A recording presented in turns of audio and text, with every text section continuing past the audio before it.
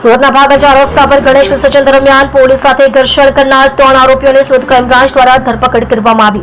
3 આરોપીઓને crime branch police દ્વારા માફી મંગાવી બીજી વાર આવી ભૂલ નહીં થાય તેવું વચન લઈ કાયદાનું ભાન કરાવ્યું।